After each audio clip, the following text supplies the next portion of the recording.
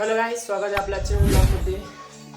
जेवण झालं तारक मेहताचं काय. आता मी आंघोळ करून रेडी झालेलो आहे आणि आता करतोय जेवण. तर चला आपण करूया पहिले जेवण आणि त्याच्यानंतर बघू शेतात. आज दुकानावरती पण जायचं आहे, तिथं ते प्रशिक्षण द्यायला पुन्हा येणार आहे आज. तर आज जेवायला खिचडी रात्रीची होती ती केलेली गरम, आणि इकडं दशमी आहे. तर आता मस्त दशमी आणि ते खाऊ.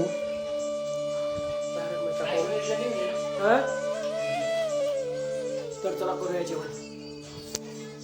दिवसभर तर काही नाही केलं काम, मग म्हणलं रात्री करू आराम. पण गल्लीत आलो तर दिसली लहान पोरांची मैफिल, त्यांना गेलो भेटायला. त्याच्यात एक शंकरपाळ्या, वंकरपाळ्या आणि हे होता दात पाळ्या.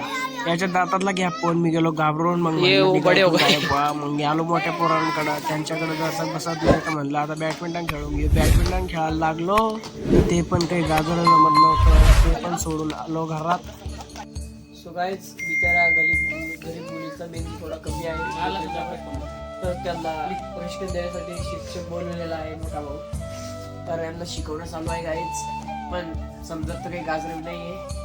हिच्यात थोडाफार आहे वाटतं, दिमाग वाटतं असं काऊन की राऊंड येतो थोडा ध्यानात.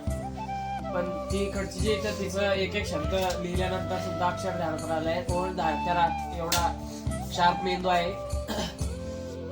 आणि बाकी असंच चालू त्यांची जिंदगी. एक दिवस काठरावली बिचारी जगून काय करणार आहे भविष्यात काही माहित नाही त्यांना स्वतःच. तर चला भेटूया, बघूया अजून काय करत्या काय नाही ते. त्यांचं भविष्य बघूया किती उज्ज्वल आहे. बोला मॅडम, काय म्हणणे, कसं वाटलं तुम्हाला? हा, मला फक्त शिव्या खायला सांगा ना, कसं वाटलं एवढा भारी अभ्यास करून? ते कसं वाटलं सांगा, बोला.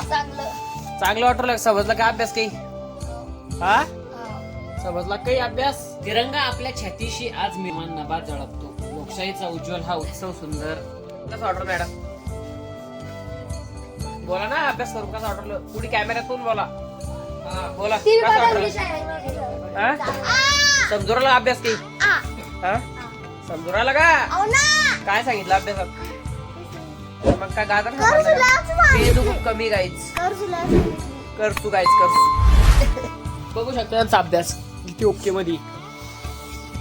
ते बा अक्षर मॅडमचे. थंडी खूप वाढलेली आहे, तर आपण केलेली आहे शेकोटी, मिनी शेकोटी घरातल्या घरात. आणि आता पप्पा पण थोडे वेळाने, तर पप्पा आल्यानंतर पण पप्पाला खूप भारी वाटेल असं केलं म्हणल्यावर. कारण पप्पा एवढं रातचं थंडीमध्ये म्हणून खूप थंडी वाजलेली असते, तर म्हणून मी अशी शेकोटी करून ठेवली. तर आता येऊ दे पप्पाला, तो लोक आपण शेकोटीचा आनंद घेऊ. काय शेकोटीचं मजा घेण्यासाठी आपला भांड्या पण इथं आलेला आहे. होत्या इकडे बाय सेकंड द्या. हे बघा गाईज, सेकंड देणं पण शिकलेला आहे तो, पण चावणं पण शिकलेला आहे. असं चावतो ते आपल्याला. चावू नको बेटा, काही नाही खायला आहे काय हातात?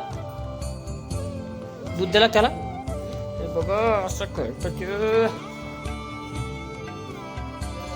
शेकोटी तर काही पेटवून राहिली त्याला. हे पाय ना असं हे कसं काय झालं एवढं अंगावरती. काय जेवण झालेलं आहे. आता आम्ही झोपत आहे. लाईन इथं झोपलेला आहे, आणि दोघं ते इथं खाली झोपते मस्त. दलिंदर माझा दलिंदर भाऊ आहे. याचं म्हणणं आहे की याला भिकाऱ्या मागान, पण याचं असं एवढं कपटी म्हण आहे की देणार नाही पडून. बघू शकता तुम्ही या कपटी माझा चेहरा. तो मित्र सामने से देना बहुत बुरी बात है. हा आमचा महाराजा बेड जमिनीवरती आतरलेला आहे आम्ही, आणि कुत्रा पण त्याच्यावरच झोपणार आहे. त्याचं नाव अजून कोणीच कमेंट मध्ये सांगितलेलं नाही आहे. काहीच सांगा काहीच नाव सांगते काय झालं.